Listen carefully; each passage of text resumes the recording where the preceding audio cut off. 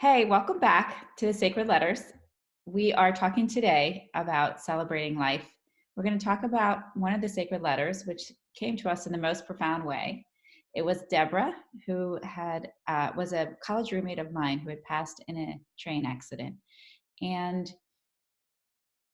she came to us when the sacred letters had been well underway. We had been receiving messages, and we were unsure at this point what was to unfold. It was about 11:30 at night, and I was getting ready for bed, and I heard a noise coming from the living room. It was the sound of a train whistle. And as you can imagine, your mind starts to come up with reasons why you might hear a train whistle in your house. We live very far from a train, so it couldn't have been a train that was actually going by. I thought maybe it was a toy that one of my kids had, but they were well past the age where they would have a toy, and this was so loud that it didn't. It was way too loud to have been a toy. But your mind is coming up with all these reasons because it's not making sense. This has been a lot of what we've experienced with some spiritual awakenings that we have had. It doesn't make sense, but it's happening anyway. So I got up to investigate the train whistle, and then I thought maybe it was the last thought I had was that it was some sort of audio playing from a song or a show or something, and that was not the case either. My son was sleeping upstairs. So I looked around the house, got a little nervous, scared, and I went back to bed thinking, well, maybe I just made it up. And then about 3 or 4 minutes later, it happened again, just as loud, like the train was going through my living room. So I got on the phone and I called my husband who was out with his friends. I said, you got to come home. I'm feeling scared that I don't know what's going on. And he said, well, what is it? And I told him, and he came home, and I said, okay, let's go into bed. Let's wait for it to happen again. And it did not happen again, at least that night. The next night, around the same time, it was about 11:30. I had been laying in bed. Within the next 15 minutes or so, it happened again. And my husband had heard it. So I felt happy about that, but he also was a little confused. And I said, this is real, right? You're hearing this whistle? And he said, yes. And it again felt like it sounded like a train whistle going through our living room. And again, the second whistle blew within a couple minutes. And that was it. And the next day I texted Berit and I said, this has to be someone contacting me. And she said, well, does this remind you of anyone? And immediately I said, I know someone who passed in a train accident not that long ago. And I said, her name is Deborah. And we both decided that we would see if we could connect with her that afternoon.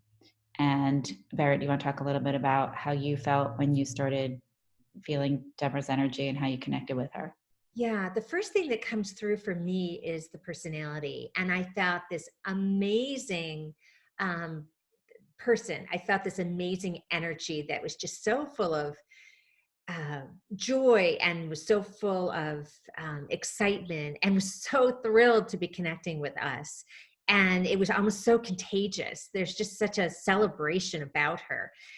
So that's the first thing I started to receive are pieces of the personality and words. Um, I was given, actually, remember receiving, she was telling me that she could sing again, or she could sing beautifully. Um, and, after that horrific accident in the train and so forth, one would think your body is um, no longer operable and so forth, but she was assuring me that she could sing so beautifully. So her energy actually came through, and I felt it actually throughout the whole day. Even when I was out going grocery shopping and so forth, I could feel her with me, and that awareness stayed with me, just like it did with Beth. And then shortly, it wasn't a day or so after that, I saw her go center stage. And then that's usually when I know a letter is to come through Beth. Beth is, I'm almost like the scout identifying the spirit. Beth is the transcriber. So when she goes into this angst and so forth, and I see somebody come kind of center stage of my visual stage in my mind's eye, a letter pours through Beth in just sheer minutes, and she just types as fast as she can to keep up with what is streaming through. And then we both look at what has come through at the end of that time. But it was an extraordinary letter. What are some of the, I don't always remember what comes through when I transcribe a letter because I go off into a trance, but I do remember the letter was happy. It was so full of life, which is exactly the way she was. And I remember her talking about having no regrets, that we Mhm. should have no regrets in life, that everything is for learning, everything is for our growth, and to appreciate, right? To appreciate life and everything we have. Yeah, I think she's so contagious, her energy, but really I speaking feel to her here now. Do you feel her? the wonders of life. I mean, she loved the celebration. She loved Christmas and she loved Easter. And what are those things but to celebrate life, to celebrate one another, to celebrate the beauty and the wonder and the awe of everything that we are as spiritual beings. And she was also saying, do not look, you know, do not look at how I died. Yes, you can recognize how I passed, but don't dwell on that. Dwell on how I lived. And again, just reaffirming that we continue to live on. Even when we pass, we're eternal beings. We are eternal travelers in the spiritual realm. We come here, we incarnate to have this human experience, and when we shed our body, we move into that consciousness stays with us, and we move into another realm. But we're connected at the heart. And Deborah, was so much heart. And you could feel that love just radiating back and saying, yes, I'm still so here, and sharing with us what was going on the other side, and the feeling of that love and the feeling of her connection with her loved ones here, that it never dissipates. It only continues, and it goes back and forth between the two realms. It was just beautiful. So I feel her. So she's here with us. So I think what's going to be happening when we do these videos is the spirit's going to be coming through to tell us also maybe what they want to talk about, whether it's part of the book or something different. But she's showing me a number of papers, and it's reminding me that Deborah loved working. It was her passion. And part of the letter talked about that we should be excited when we go to work. We should love what we do. We should have a passion. Most people, or so many people, go to work and feel they dread it. Monday morning comes around and it's that pit in the stomach and the dreading what we're doing. And she's saying get inspired. Get inspired in any way you can, even if you start doing it on the side as a hobby. Get inspired to do something you love and then move into that as your work. It doesn't matter what it is. You don't have to be doing anything other than what you really want to do, but do something that you have a passion for, whether it's being with people or being behind the scenes. It doesn't matter. But we all can have a passion for what we do, and we can work as an excuse to connect and love with people. And she, as far as I remember her, always loved her work with it, whatever she did, and did it with a passion, and that radiated, and that affects people. You know, people, it's contagious. So Well, I think wants to us be the she wanted to joy, talk about that. Go ahead. to to find joy, and it's in the simplest things that we find joy. But to be that joy, to be, I think her message too is just to allow us just to be whoever we are. And but it reminds us too to be our highest self, right? To be the love. Like, what would love do in each situation, and to be that love. And it's not necessarily a Pollyanna, but when you look for that positive, it grows. When you are putting out that love, and even if it's just quietly just in your head, just thinking it actually grows, and you see that around you. But she had such wonder to look at life in the simplest things with such wonder and awe and love, and feel it, just feel it and let it envelop you and allow it to come through you. And it just gives you such a sense of peace, but also that awe to go into exploring things in life and to, as Beth said, listening to that inspiration. We all have pieces that inspire us, and to follow that, because what is it telling us? Where is it leading us? And when we follow those little pieces of inspiration, or they're like breadcrumbs on a trail, we actually come upon things in life that maybe we're already there, but now we're seeing them. We actually allow things to unfold, and we see them, and they're just beautiful, and we feel that joy, and we feel that connection. And so she's telling me to talk about how we do that. How do we get into that inspiration? We wake up and our mind immediately starts to what we have to do for the day, what we're worrying about, what's on our to-do list, whatever it is that our mind starts going. So the first thing is to go to gratitude, and you don't have to feel it right away. Maybe it doesn't feel like you're not in the greatest mood, or you're worried about something, you don't feel like having gratitude for something, but just do it anyway, and start with the simple things. You will feel it. If you start doing it, you will feel it.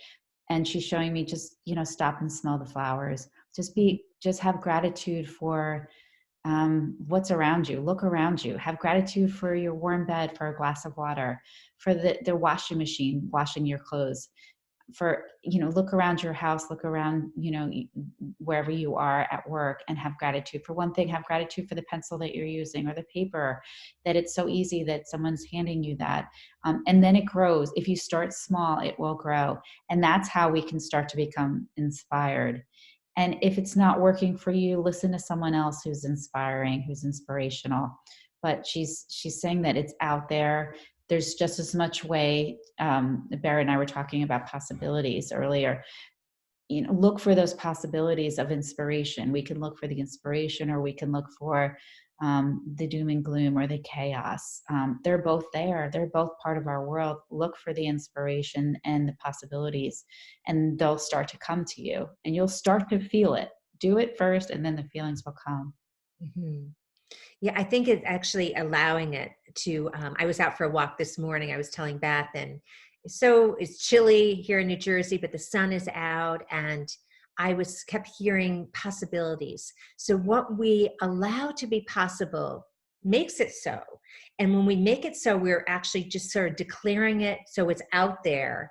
But once we've affirmed that that could be possible, it actually allows it to be possible and manifest into our life. So when we make something possible, we actually, it makes us more aware of when we see something that fits in, and that again is sort of a self-fulfilling prophecy that allows it to continue to unfold.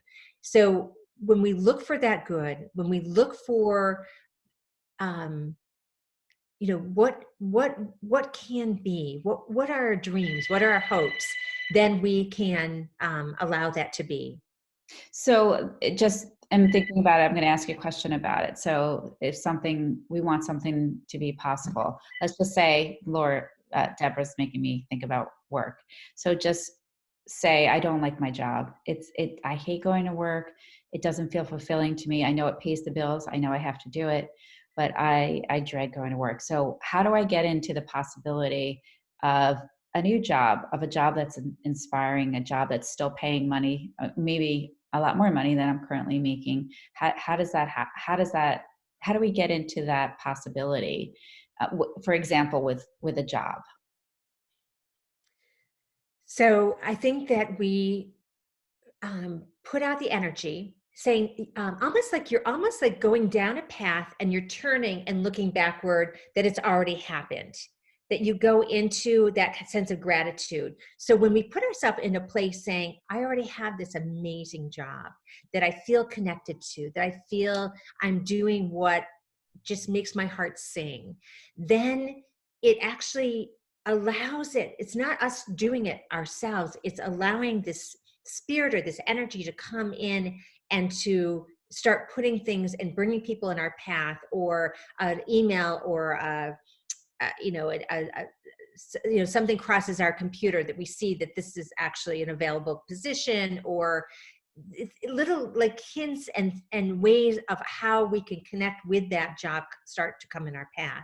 But again, when we go to that gratitude, we go to that this has actually happened, and we almost look back in gratitude from a place where we are, where we hope to be, allows it to kind of catch up, if you will, to where we are. So you just reminded me when you were saying that about the importance of feelings. So we can be in our thoughts and say, I would like a new job, but we might have kind of a crappy feeling about where we're at right now, right? We don't like our job. And so we have to somehow, and that's where gratitude comes in, get into a good feeling, a positive feeling. And then we're in a state of receiving, and then opportunities and possibilities open up. So we have to somehow get into a good feeling, even if we're in a dead end job, or and it doesn't have to be a job. It could be a relationship, or it could be anything going on in our life, something that we want. So we have to get into that feeling. And for me, being in gratitude for what I have helps me to get into that feeling, because instead of saying, look at what I don't have, look at what I want, I don't have that now, I can look at what I have and say, I have this. I'm gracious. I feel happy that I have this, and somehow get into a positive feeling that puts us in a state for those possibilities to open up.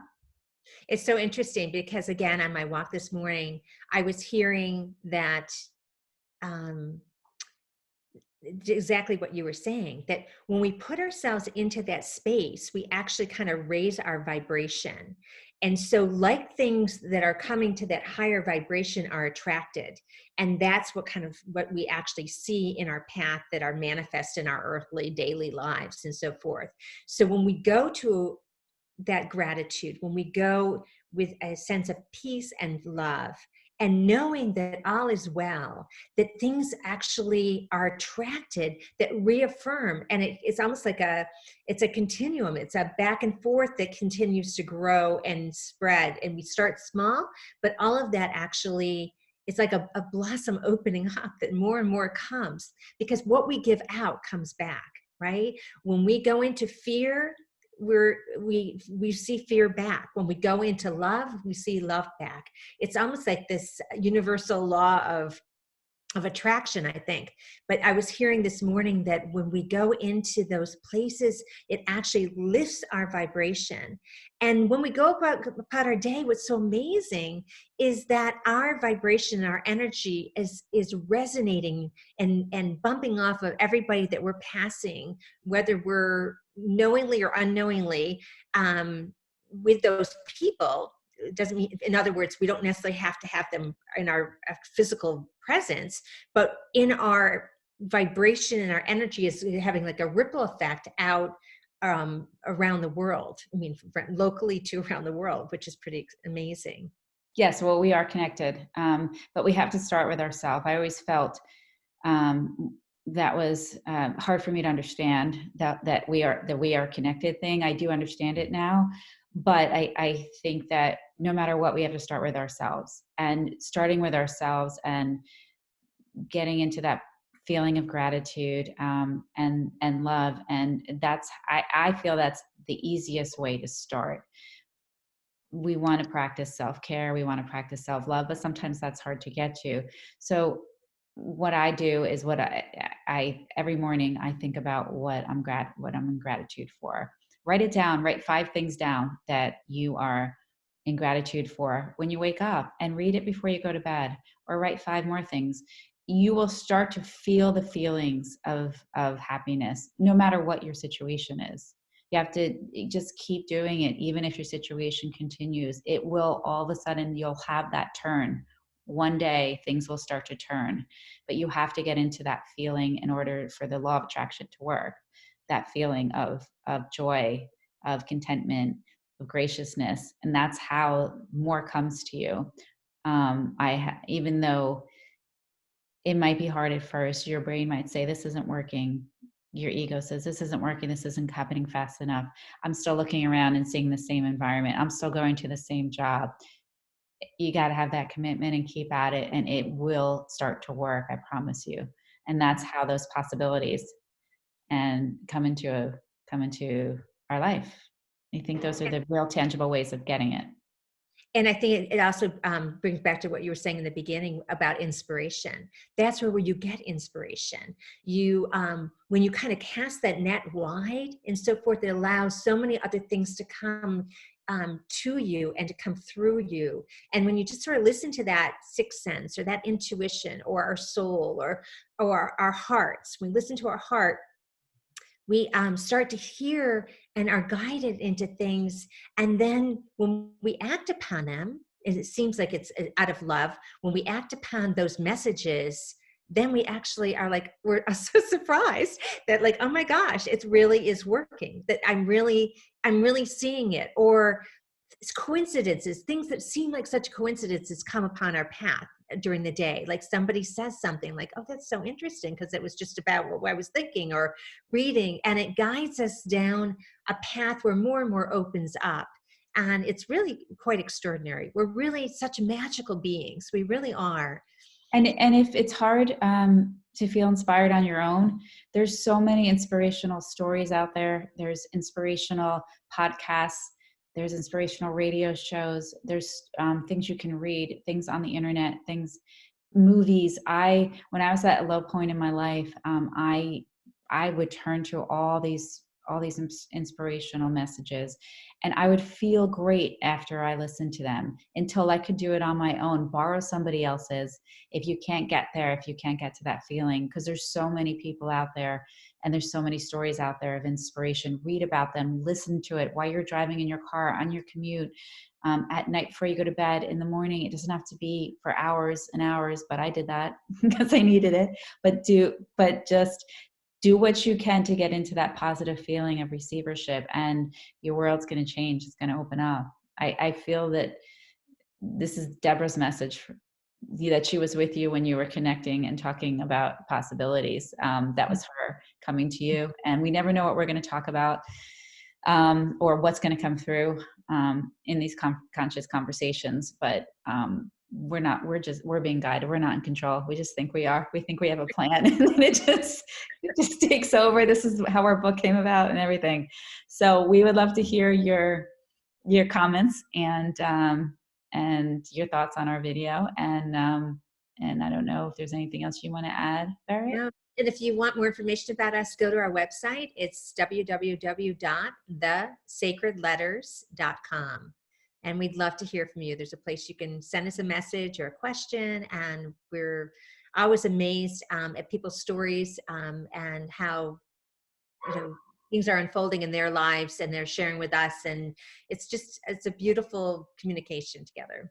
And we have a Facebook group. Of course, everybody's on Facebook.